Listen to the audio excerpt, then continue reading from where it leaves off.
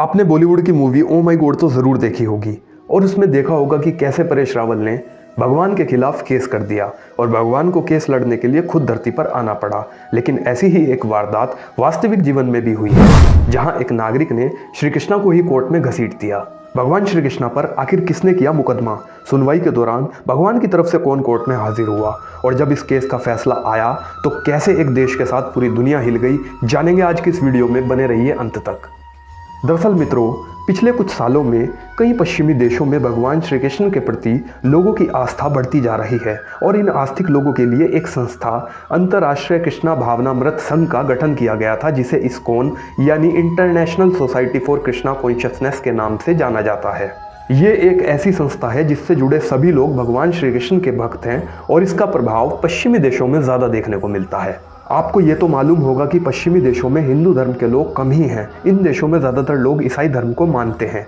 अब जब इन देशों के लोग ज़्यादा से ज़्यादा संख्या में इस्कॉन के साथ जुड़ने लगे तो ईसाई धर्म के कुछ कट्टरवादियों को ये बात शायद हज़म नहीं हुई, जिसके बाद उन्होंने अपने देश से इस्कॉन का नामो निशान मिटाने का तय किया।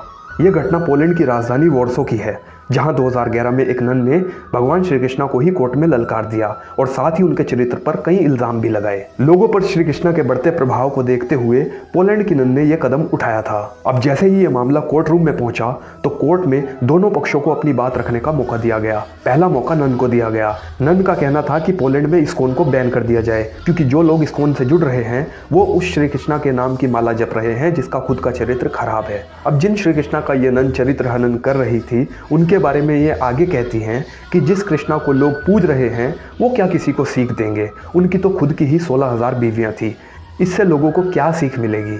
जिस कृष्णा को लोग पूज रहे हैं वो तो खुद ही गोपियों के साथ रासलीला मनाया करता था, उनसे तो लोग छेड़छाड़ करना ही सीखेंगे।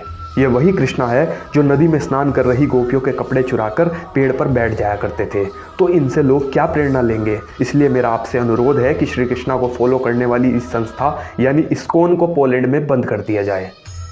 एक पक्ष को सुनने के बाद अब जज इस्कॉन से किसी को पक्ष रखने का मौका देते हैं। इस्कॉन की तरफ से एक विद्वान कटघरे में आते हैं और जज से विनती करते हैं कि कृपा करके नन उस शपथ को एक बार कोर्ट रूम में सबके सामने जोर से दोहराए जो उन्होंने नन बनते समय ली थी। जज नन से उस शपथ को बोलने के लिए कहता है, मगर नन कुछ नहीं बोलती, जिसके बाद इस्कॉन का वो विद्वान जज से खुद उस शपथ को सबके सामने पढ़ने की आज्ञा लेता है। जज की आज्ञा के बाद विद्वान शपथ पढ़ता है जिसमें लिखा होता है कि नन बनने वाली प्रत्येक स्त्री जीसस क्राइस्ट की पत्नी होंगी, यानी कि जब भी कोई लड़की नन बनेगी तो वो उसी समय जीसस क्राइस्ट की विवाहिता बन जाएगी। तो इसके हिसाब से इस दुनिया में करीबन 10 लाख से ज़्यादा नन हैं और वो सभी जीसस क्राइस्ट की पत्नियां हैं। तो अब बताइए कि कौन चरित्रहीन है। ये सुनने के बाद नन चुप हो जाती है। इसके बाद इस्कॉन के वो विद्वान आगे कहते हैं कि अब बात आई भगवान श्री कृष्ण की 16,000 बीवियों की। तो आपको मैं बता दूं कि जिन 16,000 औरतों से श्री कृष्णा ने विवाह किया था उन्हें श्री कृष्णा ने भौमासुर नाम के एक असुर के चंगुल से छुड़ाया था। असल में भौमासुर ने अमर होने के लिए 16,000 कन्याओं की बलि देने हेतु इन्हें बंदी बनाया था, जिसके बाद श्री कृष्णा ने भौमासुर का वध कर इन कन्याओं को उसके चंगुल से छुड़ाया और इन्हें समाज में सम्मान दिलाने हेतु इन सभी से शादी रचाई थी। इसके बाद आपने बात करी श्री कृष्णा नदी में नहा रही गोपियों के वस्त्र चुराकर पेड़ पर लटका दिया करते थे। तो इसके पीछे का कारण ये है कि जब भी हम स्नान करते हैं तो शरीर पर एक वस्त्र होना बहुत ज़रूरी है, क्योंकि जल को देवता की उपाधि दी गई है, जिसके कारण हमें पूर्ण रूप से नग्न अवस्था में स्नान नहीं करना चाहिए। इसी बात की सीख देने के लिए श्री कृष्णा गोपियों के वस्त्र छिपा दिया करते थे। तो अब बताइए कि भगवान श्री कृष्ण चरित्रहीन थे या नहीं। विद्वान द्वारा इन तर्कों को सुनने के बाद नन बिल्कुल चुप हो गई और साथ ही जज ने भी श्री कृष्णा और इस्कॉन के खिलाफ इस केस को खारिज कर दिया। सच्चे कृष्ण भक्त कमेंट बॉक्स में जय श्री कृष्णा अवश्य लिखें और ऐसे इंटरेस्टिंग वीडियोस के लिए चैनल को सब्सक्राइब करें। वीडियो पसंद आई हो तो लाइक करें। धन्यवाद।